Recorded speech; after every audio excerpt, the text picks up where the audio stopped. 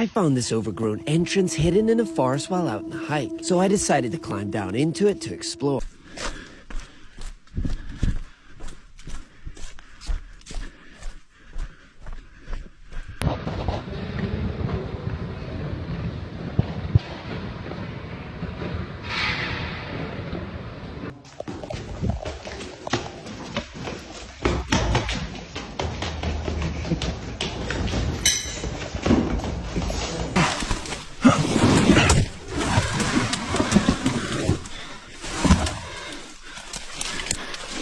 Being deemed as one of Arizona's most haunted places, we have the town of Goldfield. Founded in 1893, Goldfield was a promising land for gold mining.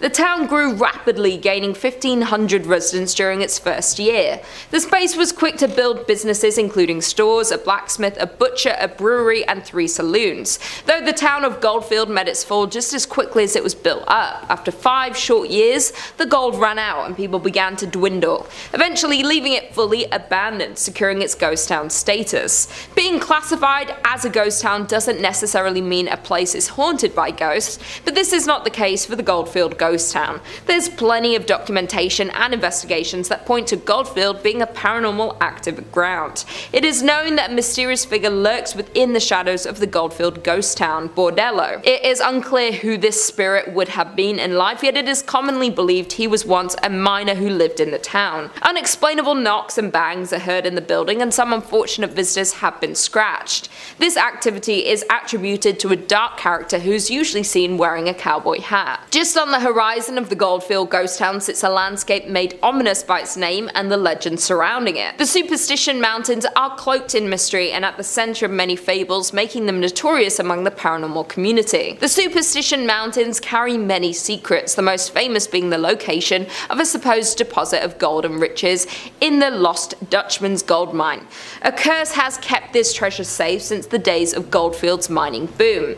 Many have set out to locate these riches, and many have returned empty-handed or found only death. Countless adventurers have perished in the Arizona heat pursuing this chase.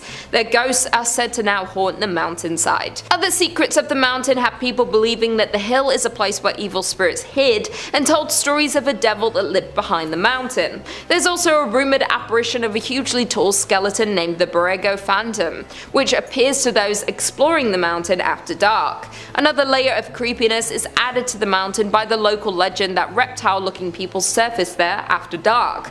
All of these creepy mysteries are summed up pretty nicely in the Superstition Mountain's name. In at number 4 we have Glen Rio, New Mexico. Found on the state border of Texas and New Mexico lies the town of Glen Rio. Founded in 1901, it was a town where wheat and cattle farmers settled and grew a community. Being divided between 2 states made for some unusual customs in Glen Rio. The mail would arrive at a train depot on the Texas side, but would have to be transported to the post office on the New Mexico side. The Texas side was part of a dry county, so all the bars were on the New Mexico side. Because the gasoline tax was higher in New Mexico, all the service stations were on the Texas side. By 1920, Glen Rio had a hotel, a hardware store, and a land office, as well as several grocery stores, service stations, and cafes. Though Glen Rio's permanent population never rose above 30 people, the town survived with its tourist-based businesses catering to the many travelers along Route 66. By 1985, only 2 residents remained in the small town, and the Texas post office was the only business open. It too has long since closed. Other buildings have overgrown sites, missing windows, or debris surrounding them. The detritus of 4 decades when Glen Rio welcomed tens of thousands, fed and entertained them, and sent them on their way towards Chicago or California. In at number 3 we have Nevada City in Montana. Miners settled in Nevada City in 1963, along with establishing their homes and businesses in this new town. Located in southwestern Montana, the town is 1.5 miles from Virginia City. The town was thriving up until 1876 when the gold miners moved to other promising sites. In 1896, the Connery Placer Mining Company destroyed most of the city's buildings. The company dredged the gulch and later abandoned it, leaving heavy wooden barges. This abandoned town being haunted is old news, as the Nevada City Hotel is reported to be frequented by the apparition of a road agent who lost their life nearby, according to online sources. Visitors have also reported hearing footsteps in the hallways and seeing shadowy figures standing behind their reflections in mirrors. Additionally, the spirit of an older cowboy figure who never speaks but lurks in the hotel rooms and even sits at the bar in the Virginia city. Back when the hotel operated, guests also complained of a weeping woman, always in the same room, only to be told there was no guest in the room in question. In at number 2 we have Custer, Idaho. The mining town of Custer was born in 1879 by gold miners looking for their next gold hotspot. Prospectors discovered gold in what would become known as the Yankee Fork area of central Idaho in 1867. The area was worked on a small scale for more than a decade before the discovery of General Custer Mine. The General Custer Mining Company closed in 1888 and the district experienced a sharp decline. In 1899, the town of Custer has 5 saloons, 3 stores, a hotel and 3 boarding houses, but the town never established even one church. By 1910, most of the mines in the area were closed and the Yankee Forks boom years came to an end. The combined population of Custer and the nearby Bonanza was just 66 people. The Silver Messenger reports just 2 families remaining in Custer in 1911 and then being fully abandoned the year following. Today it has been purchased by the US Forestry Service and, in conjunction with the Friends of Custer Society, is slowly being made into a historic site. Some original buildings have already been renovated, some are in process and many others are slated to be restored. Several buildings lost in a 1960s grass fire are due to be replaced with replicas. The Forgotten Town is a landmark for many people such as tourists and especially paranormal investigators. In the old schoolhouse is a museum containing items left behind and showcases the town's unique history. Although interesting, you can't help but get an eerie feeling thinking about the people who once owned these items, as walking into one of these structures is like walking back in time. To think this town was once active with human energy and miners working every single day. And finally, in at number 1 we have South Pass City, Wyoming. Only about 10 miles north of the Oregon Trail is the shell of a town that used to be a busy gold mining camp. Established in a small valley along the banks of Willow Creek, the town was born in 1867. The town was built there because gold was discovered in the Wind River Mountains. By 1868, South Pass City boasted over 250 buildings, 1,000 people, and hundreds of claims.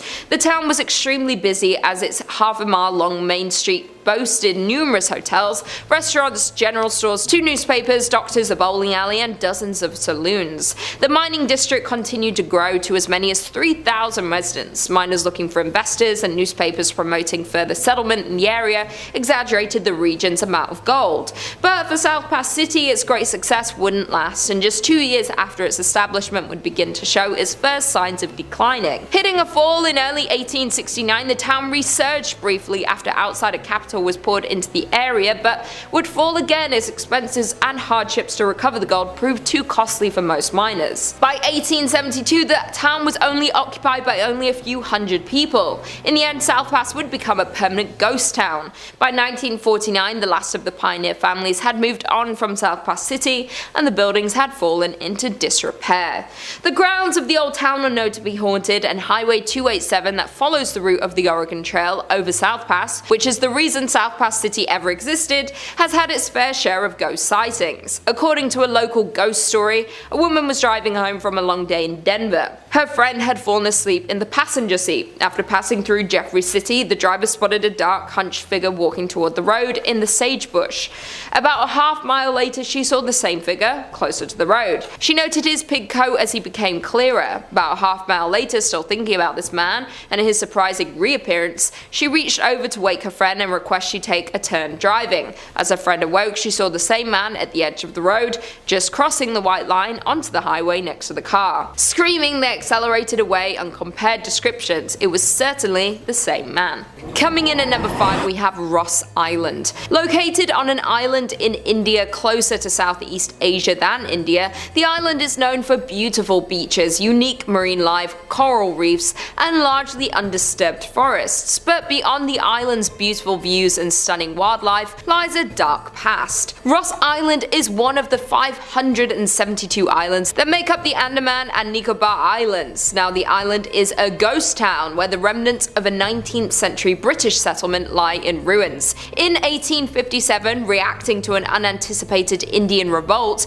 the British Empire chose remote islands as the site of a penal colony, and Ross Island was one of them. The British first arrived in 1858 with 200 Indian convicts. The deadly task of clearing the thick jungle fell upon the inmates, while the officers stayed on the ships. Moreover, the development and town built at Ross Island began in 1858, and the prisoners were forced to build its buildings. The island was transformed to resemble a British town, with houses, offices, clubhouses, bakeries, stores, churches, and everything else that the British would not miss when they were away from home. The British ruled Ross Island for more than 80 years, up until nature was against the development. In 1941, a gigantic earthquake affected the island and left the town on the island completely ruined. The British thought rebuilding the town would not be worth it, and overnight left the island in complete ruins. Abandoned in the 1940s, the island is now being reclaimed by nature. Homes, a massive church, ballrooms, and even a graveyard all are in varying stages of decomposition, being taken over by an unyielding forest. In at number 4 we have Terlingua, Texas. Near the Mexican border, you'll find the town of Terlingua, Texas. In the 1800s, it was discovered that the area in which Terlingua was built was plentiful in cinnabar, a red mercury sulfide,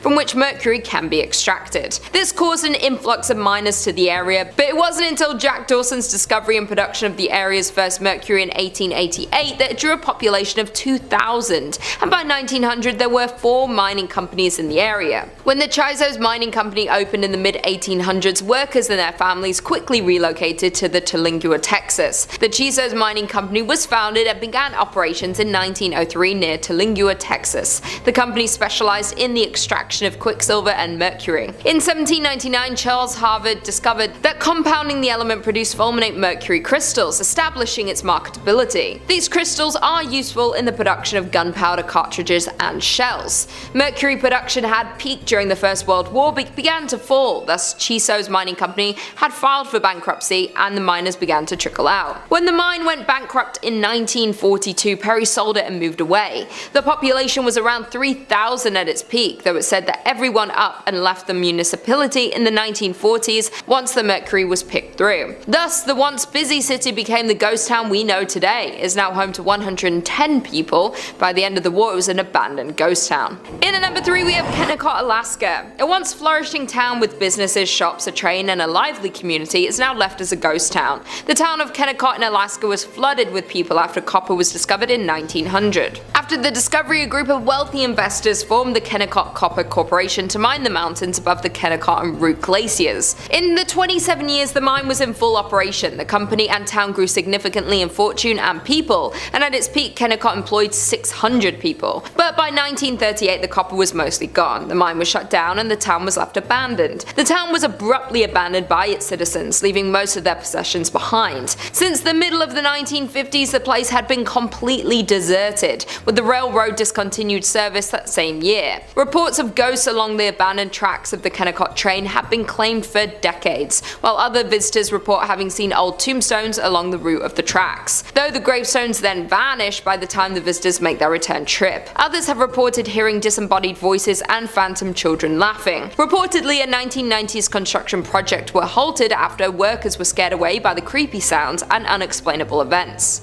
In at number 2 we have Xunantunich, Belize. I hope that's how you say it. Deep in the jungle of Belize lies an ancient ruins of an abandoned town that has been left to crumble. The town has been left abandoned for over 1,000 years, though before the abandonment of this large and populated town, Xunantunich was a thriving metropolis. The first construction at the site dates back to sometime in 200 AD, with the growth of the town continuing until its final days of functioning as a city. The town grew to consist of many temples and palaces, including its largest and most recognizable, known as El Castillo. Xunantunich has lied abandoned since around 1000 AD. It is thought that due to consistent devastating events such as an earthquake and other natural disasters caused a sudden evacuation of the large Mayan city around 700 AD. The disaster caused extensive damage to the main pyramid of Xunantunich. Although the city was reoccupied sometime after, it only remained active for another 300 years before it was left completely unoccupied. After abandonment, the site remained empty, eventually being encapsulated encapsulated by the surrounding jungle and nature, until it was rediscovered by explorers in the early 1890s. The name Xunantunich comes from the ghost stories that have haunted the ghost town for years. The ghost story of Xunantunich is rumoured to start in 1893, after the first sighting of the ghost happened. The first ghost sighting goes as one morning a man who was part of a research team working on the site saw what he described as a Mayan maiden ascending the staircase of the Xunatunich's main pyramid. This vision caught him by surprise, so he continued to watch as the woman walked further up the stairs. Suddenly she stopped and turned to look at the man, where he was able to get a glimpse of her glowing red eyes that pierced his soul. She then turned to continue her climb to the top of the pyramid, where she would disappear amongst its stone columns. The shocked man quickly assembled a team to search for this woman, yet no trace of her was ever found. Since this sighting, countless more visitors have reported to also spot the ghostly maiden who haunts Xunantunich.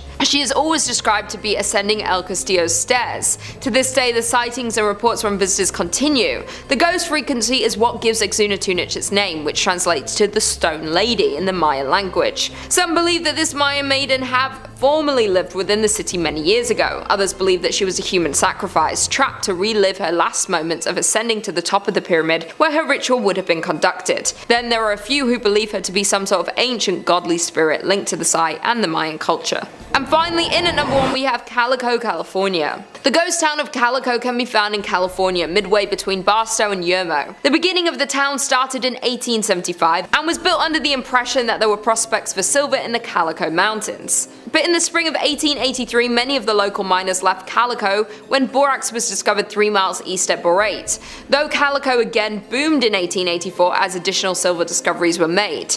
Gaining a population of some 2,500, the town supported 24 saloons and gambling dives that never closed, as well as more establishments such as the church, public school, dance school, and a literary society, along with dozens of retail businesses. By the late 1800s, Calico was bustling with prospectors searching for their fortunes, and the Calico mining district became one of the richest in the state. Calico's final decline began when the price of silver fell in the 1890s, but the break production kept it alive, even through the panic of 1906. They tried to hold on, and borax for a time substituted for the shiny metal that had been Calico's fortune. Calico kept churning out valuable minerals until it finally exhausted its supply in the 1920s. Calico was soon abandoned and left to gradually decay in the desert sun until little remained, but in 1951 it was purchased by the Walter Knott, an ex-miner, and rebuilt as a modern ghost town. He restored the town to mostly how it was, in certain cases rebuilding some of the old structures as they were back in the 1880s. Considered one of the top haunted locations in California, Calico has its fair share of ghost stories,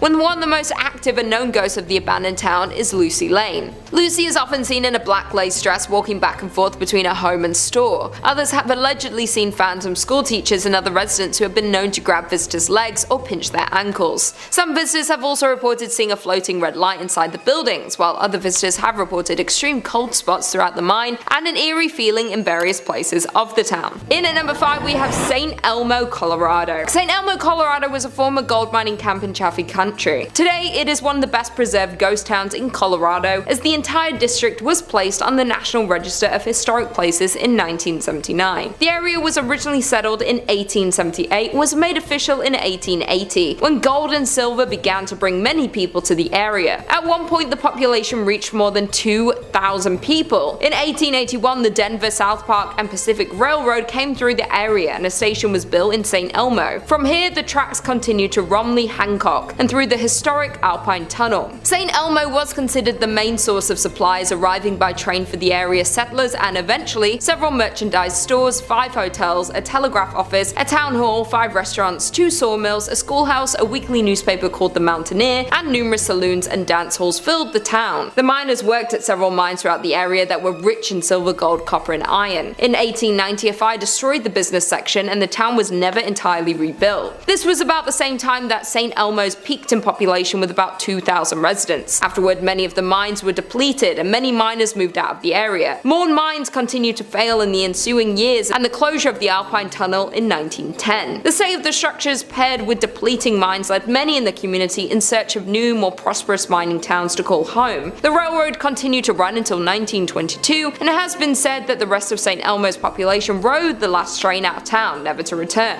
In 1969 the United States states recognized St. Elmo as a historic district, and soon after, it became a unique tourist attraction that's open to the public, showcasing what life was like in the Old West. There is no shortage of urban legends and reports of hauntings in St. Elmo, but the most common occurrence of paranormal activity centers around the town's most notable family. To this day, one of the members of the Stark family still can be spotted in the ghost town. Anton's only daughter Annabelle resided there until she died in 1960. As legend has it, Annabelle continued her promise to protect the city even after she took her last breath. In at number 4 we have Rhyolite, Nevada. Founded in 1904 and abandoned by 1916, Rhyolite was one of several short-lived boom towns from the late gold rush era. People were drawn to the desert on the edge of Death Valley by the promise of gold found amongst quartz in local mines. And by 1906 the town had all the promising indicators of permanence and the largest population in the area. The town's citizens had an active social life, including baseball games, dances, basket socials, whist parties, tennis, a symphony, Sunday school picnics, basketball games, Saturday night variety shows at the Opera House, and pool tournaments. In 1906, Countess Majowski opened the Alaska Glacier Ice Cream Parlor to the delight of the local citizenry. That same year, an enterprising miner, Tom T. Kelly, built a bottle house out of 50,000 beer and liquor bottles. But in 1907, the US financial markets were rocked by panic that saw closures of banks, businesses, and mines. Rhyolite began to falter. The mine closed in 1911. Some claim that Rhyolite, about 120 miles northwest of Las Vegas, was once home to thousands of people, though not much remains of its glory days, which lasted less than 20 years. Set up in 1905, the town was a mining hotspot, but after the richest ore was exhausted, workers left for a new pasture, and the population had dropped to close to zero by 1920. Industrialist Charles M. Schwab invested heavily in Rhyolite's infrastructure, which boasted a school, electric lights, water mains, newspapers, a hospital, and even an opera house, some of which can be seen today. There are only around 10 significant structures, yet the site is very evocative. The crumbling remains set against a backdrop of stark desert hills. In at number 3 we have Jazirah Al Hamra,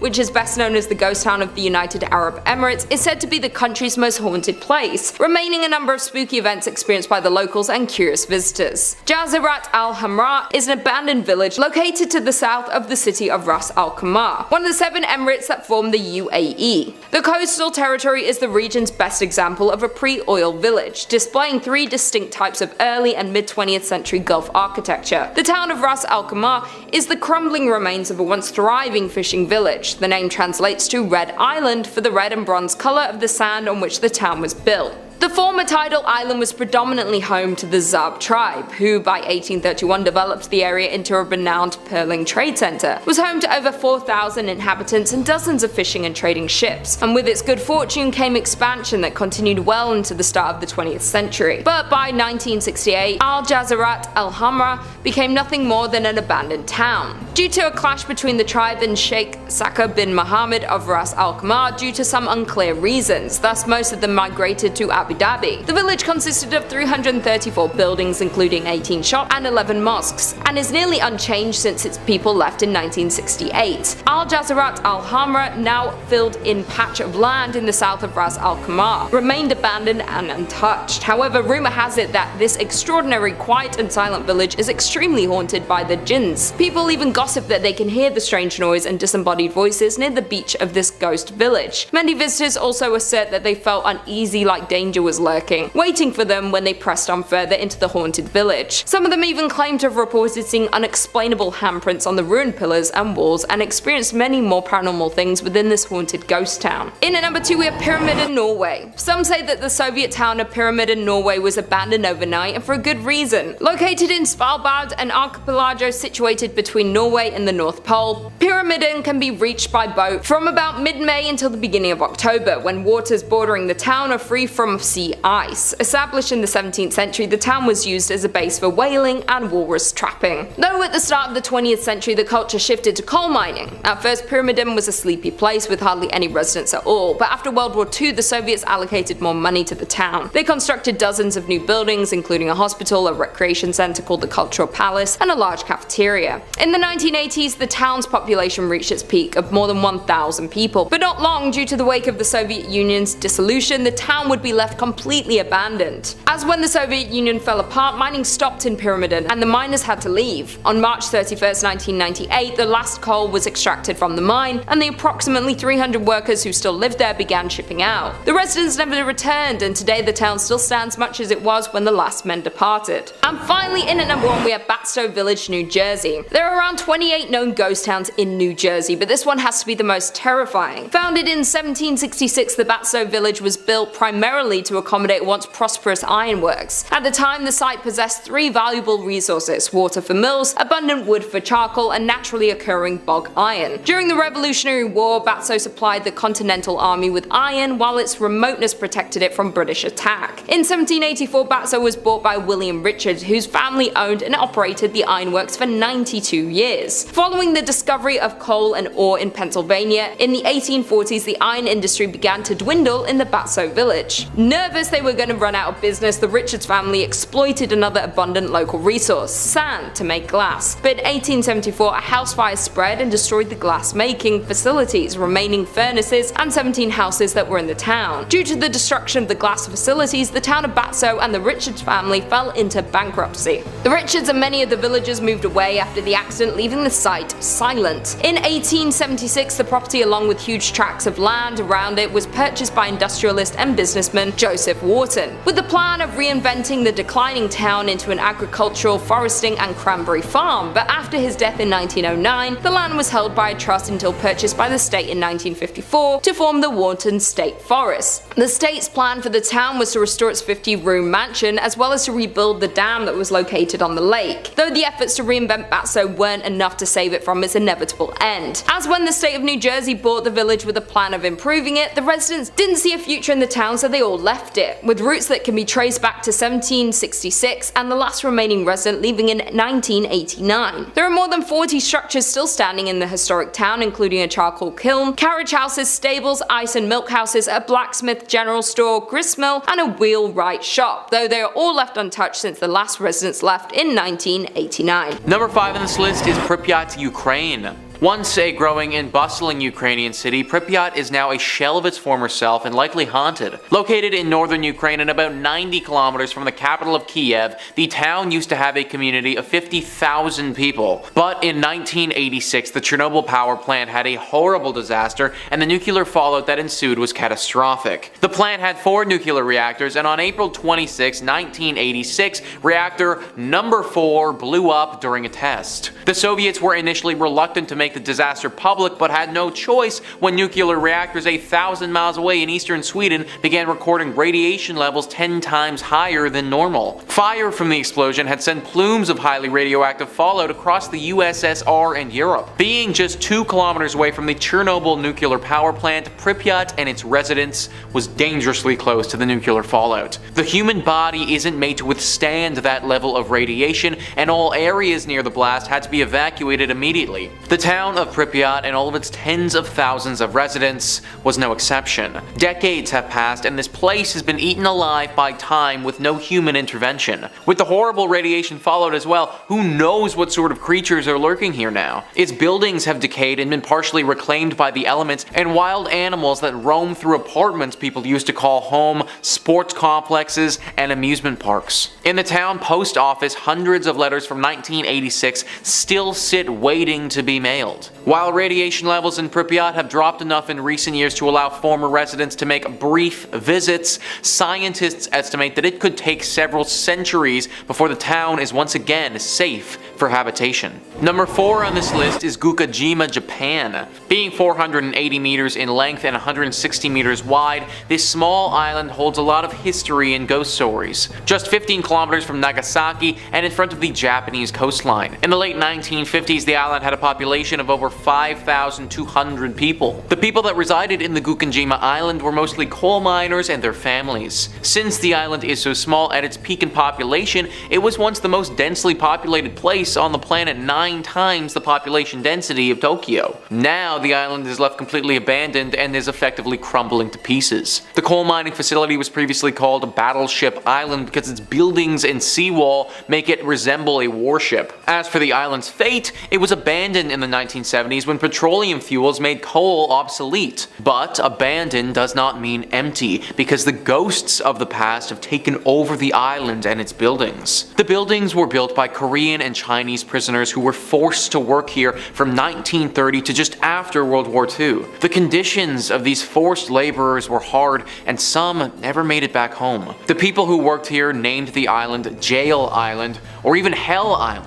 After the war, the Japanese came to the island to work here themselves. In 1974, the mines started to run out of coal and people left the island. Soon, the island's uninhabited parts were reclaimed by nature. The weather conditions started affecting the concrete and buildings started falling apart. Sometimes people camped out here, but that was a very dangerous thing to do. The government wanted to discourage people from going over on their own and therefore decided to make it open to the public. Even though tourists are allowed to visit the island today, the echoes of the past still linger here, especially in the minds of the relatives of those forced laborers that have been forced to work here and inside the crumbling buildings. Fishermen who sail near the island claim they have seen strange flickering lights in the buildings, even though the island has no electricity. Strange noises have been heard and cold spots have been felt. People say they had the sensation of being watched, and there are some claims of people that have been touched by unseen hands. Nowadays, people who have visited say the decaying settlement contains so many items from the 70s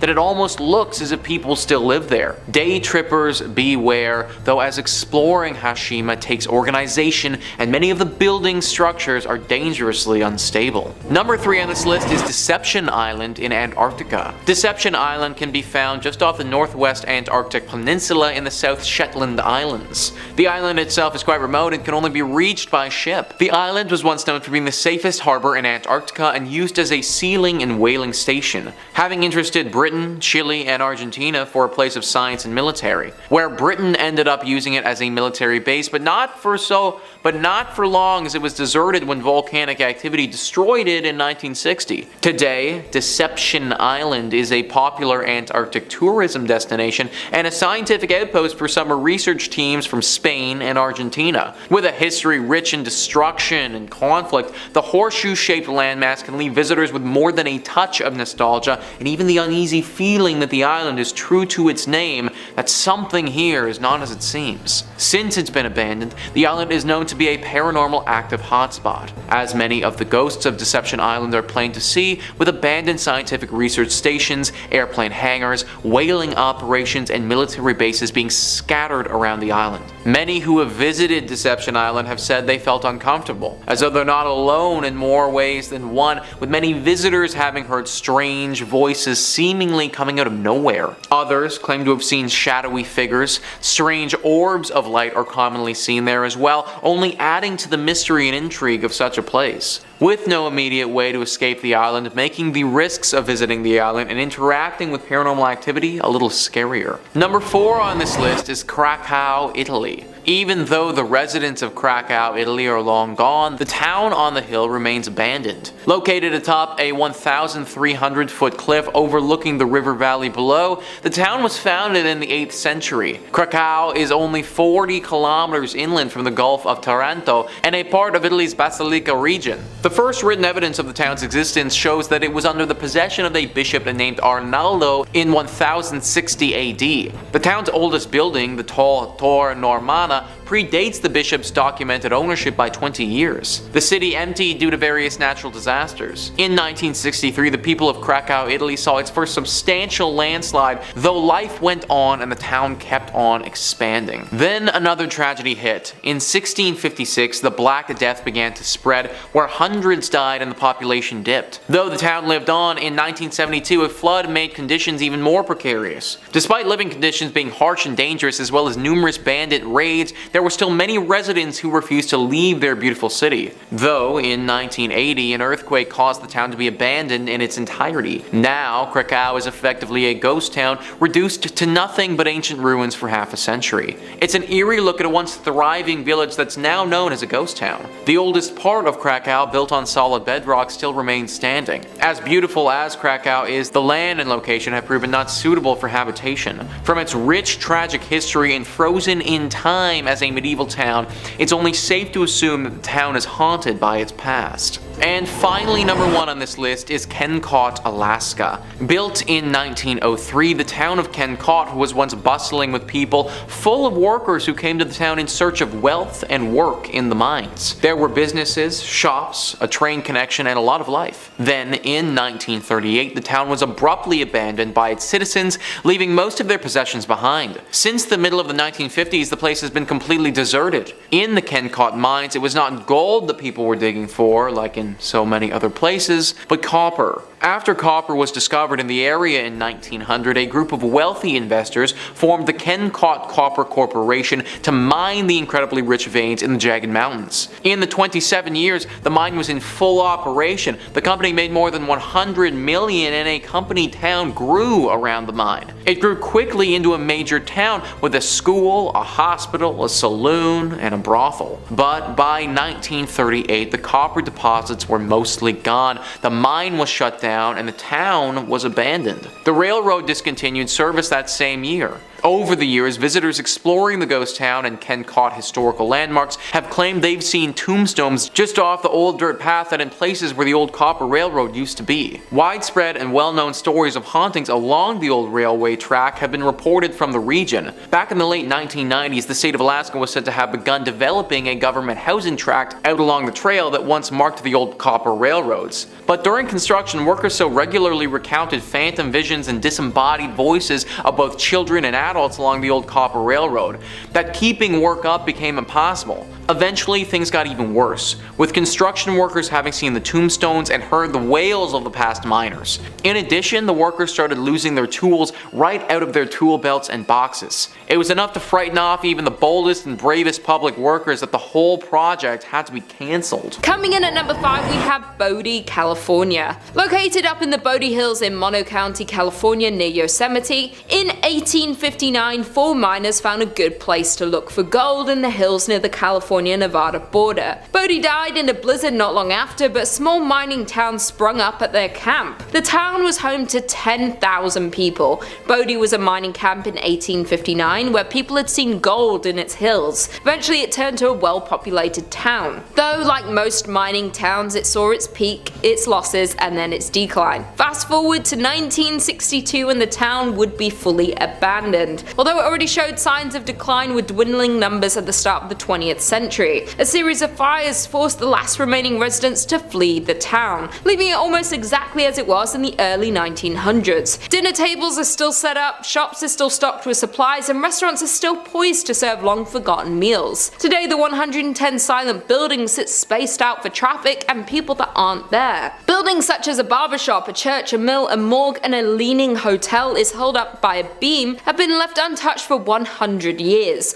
Though since it has been left and abandoned for years, some of the buildings are in crumbling state of decay, while others stand strong, full of their original items but long devoid of their owners. There were also 16 saloons and thus a fair amount of danger. People were robbed and crimes occurred quite often, though the curse of Bodie has nothing to do with the fires or the shootings. It started because people started taking artifacts from the abandoned buildings. They take weather-worn shoes or pieces of glass from shattered windows somebody once ran off with a piano. Those items may seem like they have no value, but all objects carry equal significance in telling the story of Bodie. Thus, the curse of Bodie emerged, where if you take something from Bodie, bad luck will come around to get you. Because of the rumor spreading of a curse, people who stole items would send them back, often including heartfelt apology letters explaining that they didn't expect their fish to pass, or their romantic life to tank from stealing from Bodie. Coming in at number 4, we have Bannack, Montana. The once bright star of Montana is now a ruin, a town in arrested decay, with few remaining storefronts, saloons, and hotels. The town was founded in 1862 when a group of Pikes Peakers from the Goldfields of Colorado set up camp on the banks of the creek. Finding gold, the miners staked claims and promptly failed to keep the find a secret. By the spring of 1863, the area boasted a population of 5,000. By 1864, Bannack had started to fade, losing importance. The remnants of the past still exist with empty buildings and weathered wood.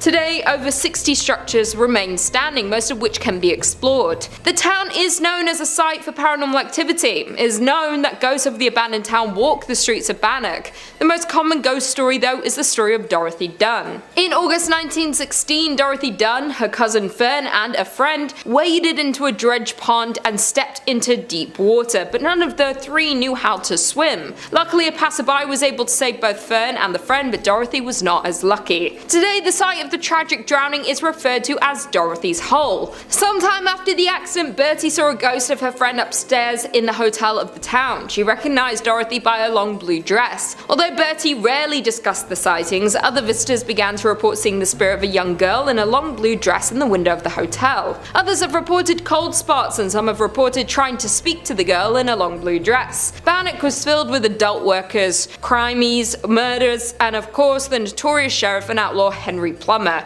whose vast gang terrorized and robbed southwest Montana for years. Henry Plummer was handsome, well-dressed, and charismatic. He was also able to gain the trust of the area miners and was soon elected sheriff of the community. However, little did the citizens of Bannack know, but their new sheriff led a secret band of road agents called the Innocents, who began to terrorize the travelers between Bannack and Virginia City, robbing and ending more than 100 men over the next several months. Once caught for his terrible actions, Henry Plummer met his fatal end at the hands of the town's citizens. Today, many say that the ghost of Henry Plummer haunts this old settlement. Perhaps he wants to avenge his name. In at number 3, we have Thurmond, West Virginia. The historic town of Thurmond, located in the heart of New River Gorge, was established by Captain William D. Thurmond in the 1880s. Captain Thurmond passed in 1910, but the town continued its growth. During its height in the 1920s, the town was flourishing with a number of businesses and facilities in the railway industry. Thurmond had 2 banks, 2 hotels, stores, a cinema, and offices, yet after a series of setbacks, Thurmond soon went from boom to bust. A number of factors played a role in the town's slow decline. The first problem was the increased rail competition and the emergence of cars. Then in 1930, a fire that led to the closure of the biggest hotel in the town,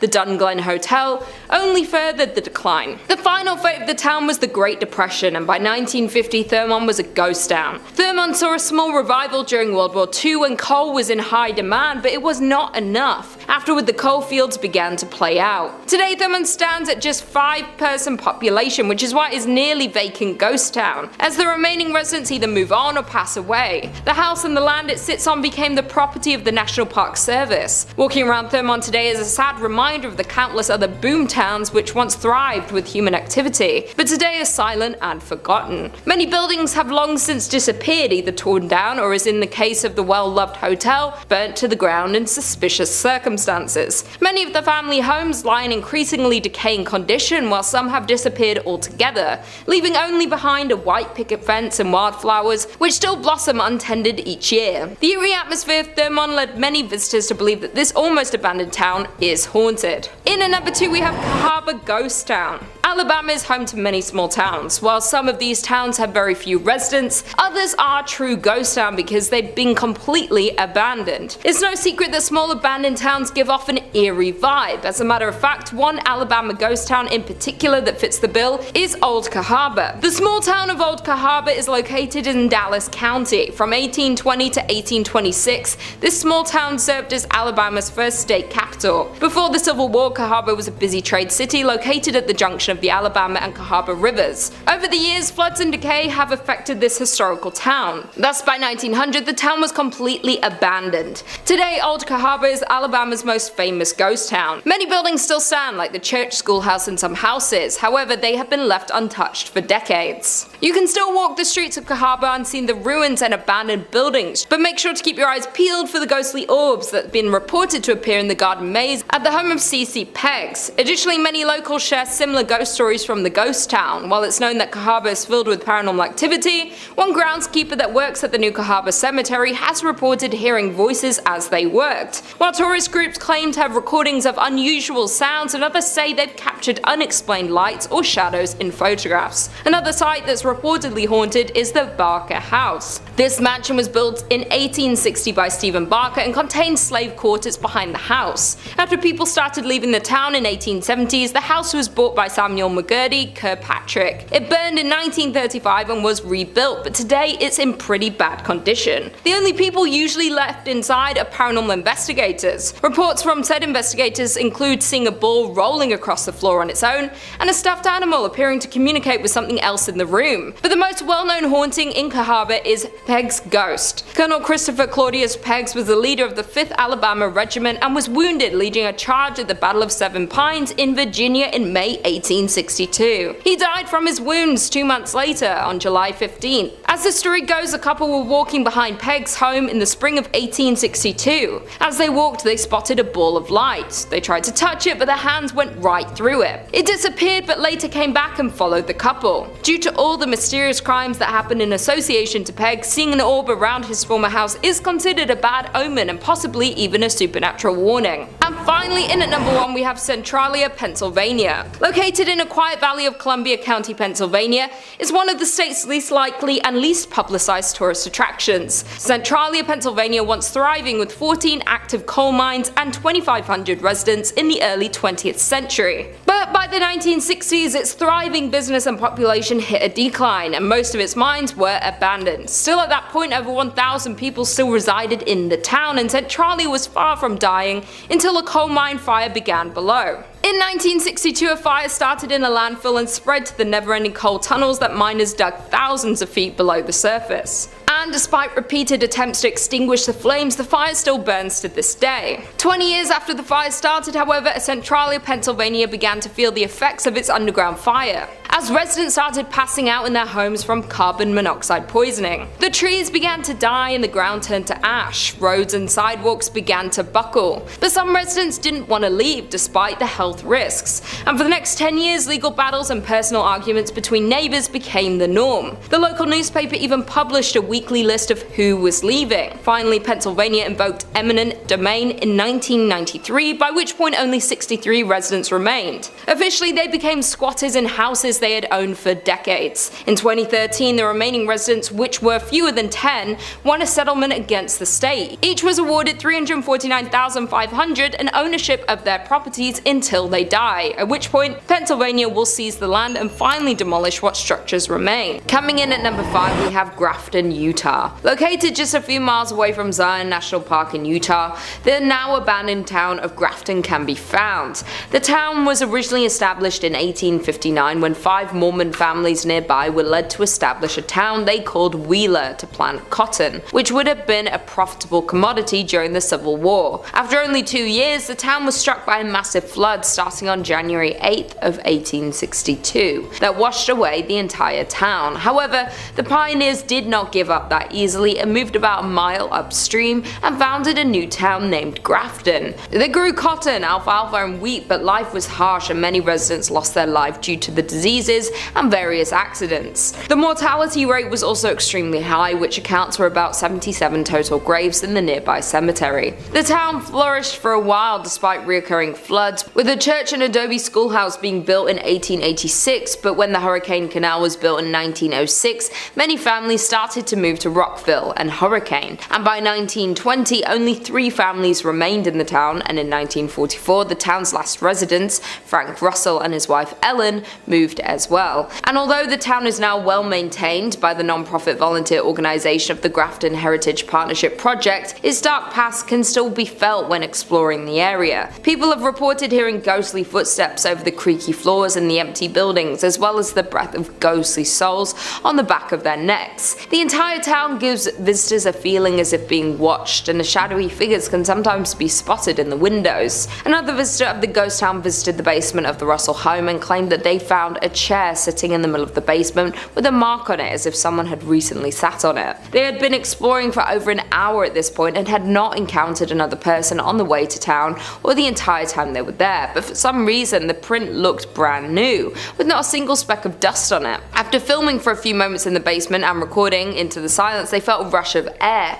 as if someone had just walked past them, which scared them, and they decided it was time to leave. There are even rumours of skinwalkers lurking in the area. Even the cemetery itself has many reports of people hearing crying, laughing and chilling screams, especially late in the day and when it's overcast. Some people have even seen a woman in a dress with her hair in a bun walking around the cemetery sobbing, but when they approached her she disappeared into thin air. There is no doubt that there is definitely a very uncomfortable feeling while walking around the gravestones, which isn't surprising knowing the sad history of the people laid to rest there. In at number 4 we have Deadwood, South Dakota. The town of Deadwood is located in South Dakota and gained attraction in the gold rush of 1876. In 1875, a miner named John B. Pearson found gold in a narrow canyon in these northern Black Hills. This canyon became known as Deadwood Gulch because of many dead trees that lined the canyon walls at the time. Practically overnight, the tiny gold camp boomed into a town that played by its own rules that attracted outlaws, gamblers and gunslingers along with gold seekers. At its height, the city had a population of 5,000, attracting larger-than-life Old West figures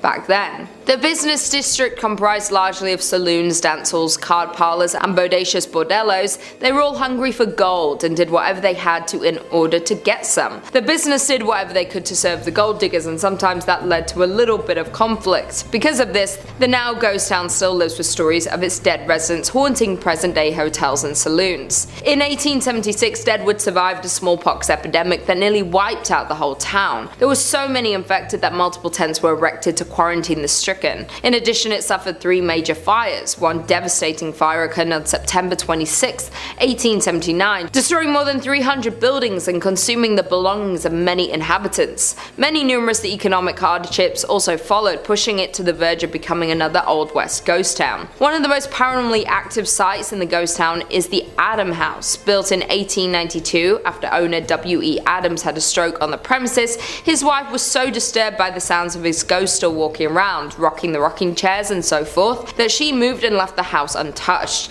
exactly as it was when he died. Now visitors and employees report having seen a rocking chair rock on its own, encountered a shadowy man standing at an upstairs window, and heard voices and footsteps in rooms throughout the house. In at number 3 we have Garnett, Montana. Found in Montana, the abandoned town of Garnett was another gold rush town that drew thousands of hopeful miners. Between 1862 and 1916, gold was mined from the area. During the peak of the town, it had hotels, saloons, schools, and stores in the midst of the town's biggest years. A 1912 fire burned down half of the town, and what was lost was not rebuilt. Many of the remaining structures were in poor condition even when they were lived in and regularly visited. This marked the decline of the town, as after 1917 the mine began to offer less and less, and by the time of World War I the town was almost fully abandoned. Garnett is perhaps the best preserved coast town in the state of Montana. There are plenty of people who believe the abandoned buildings are still home to some of the residents who once lived there. Some visitors have reported hearing laughter and music coming from Kelly's Saloon, which is the most common occurrence. I quote, "We didn't experience anything bordering on the supernatural during our visit, but we did find the beautifully preserved artifacts to be windows into Garnett's incredible past." Coming in at number 2 we have Jerome, Arizona. Located in Arizona, you will find the ghost town of Jerome. Once a copper mining town, Jerome was the 3rd largest town in the early 1900s.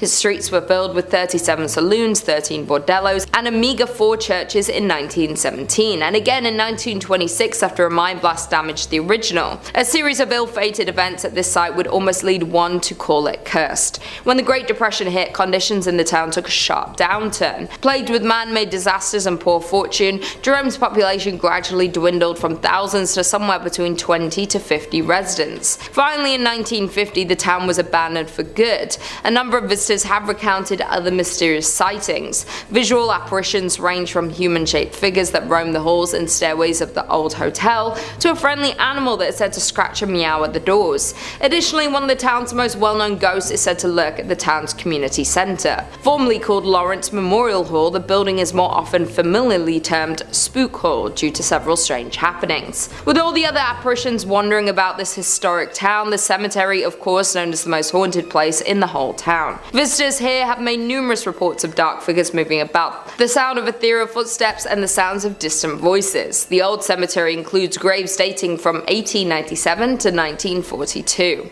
And finally, in at number 1, we have Cerro Gordo, California. Cerro Gordo is a ghost town located in Death Valley and is considered one of the best abandoned places in California. Cerro Gordo means fat hills in Spanish. It was named this for the vast amount of silver it contained. By the end of 1869, the city flourished and became well known for its promising business. By 1871, Cerro Gordo was well established as a mining town. The American Hotel was completed that year, as were several other permanent structures, a general store, restaurants, and saloons.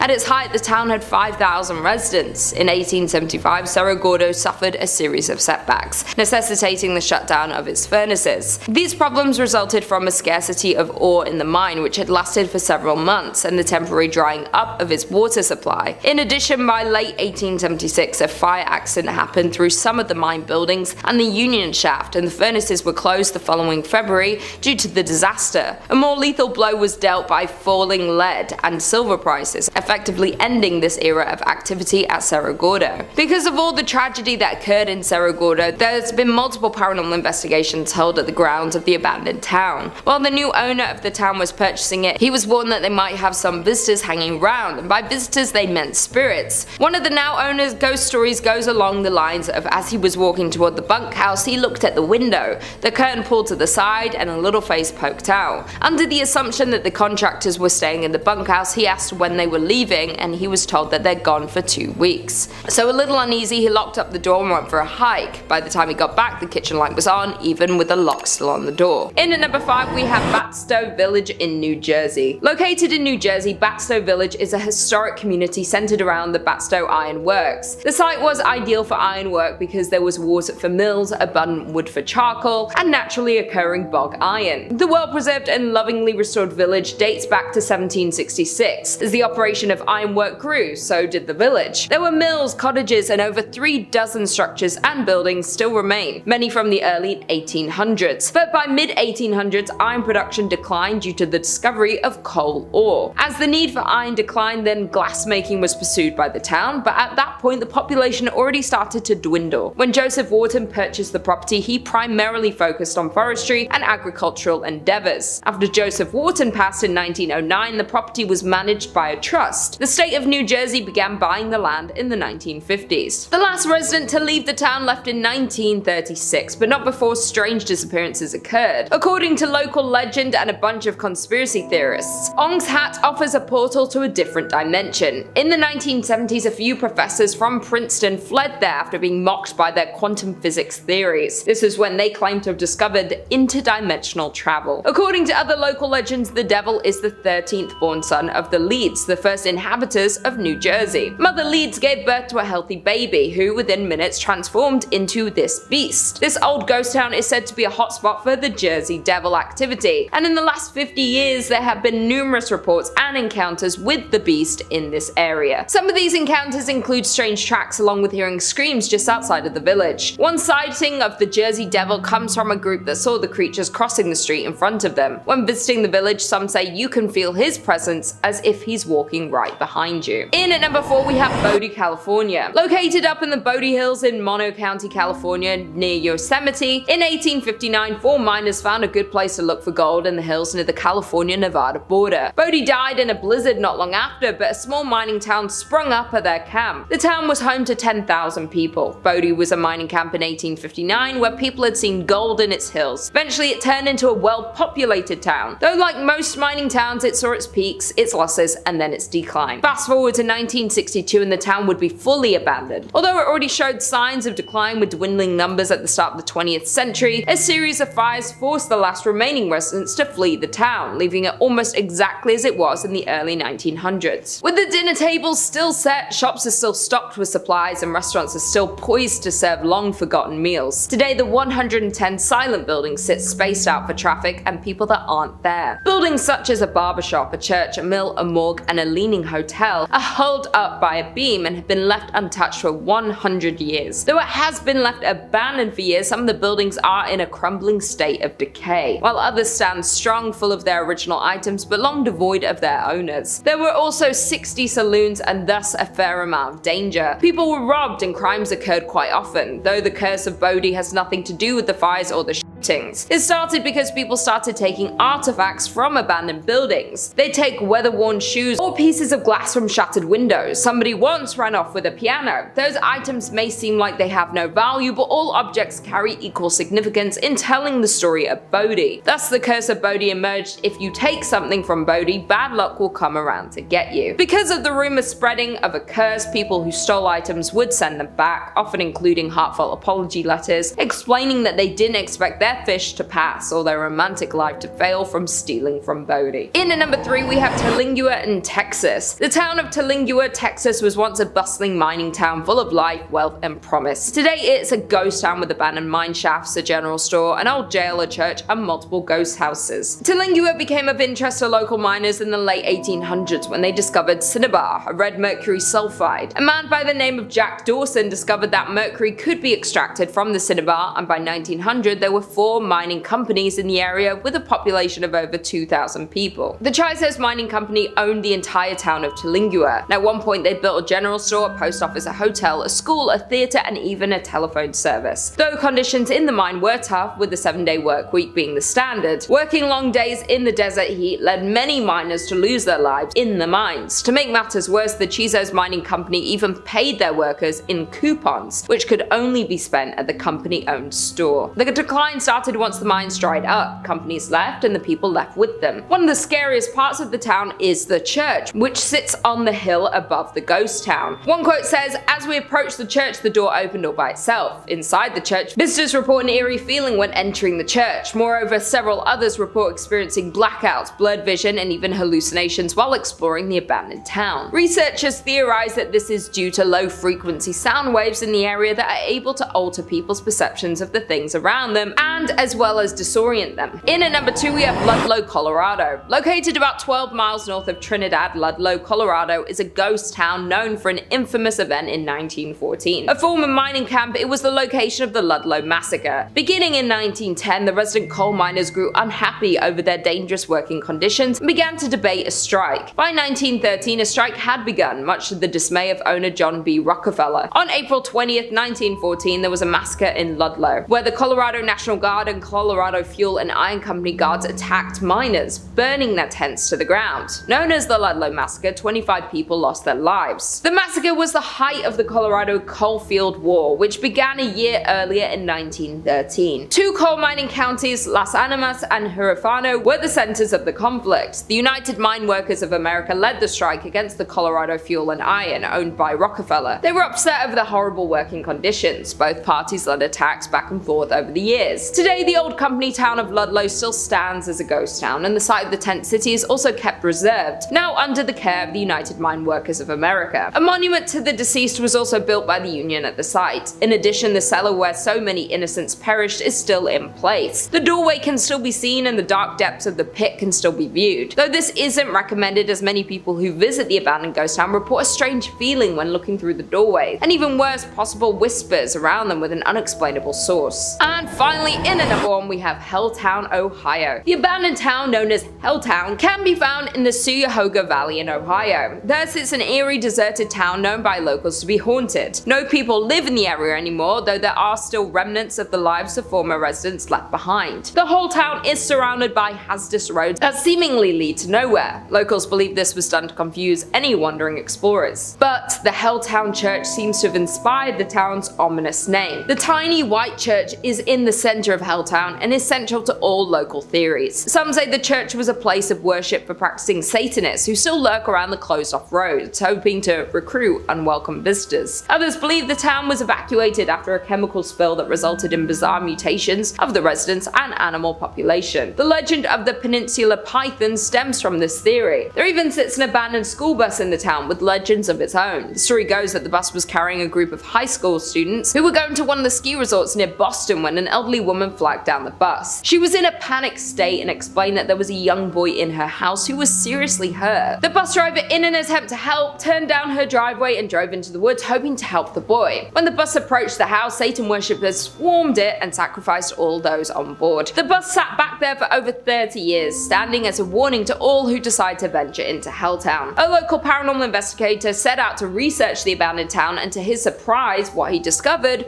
was truly frightening. He describes Helltown as not just truly abandoned, but is home to many spirits and hauntings. His personal experience with a ghost encounter was returning to his car to find strange people looking into his car windows. Both times the people vanished as soon as they saw him approaching the car before he had a chance to speak to them.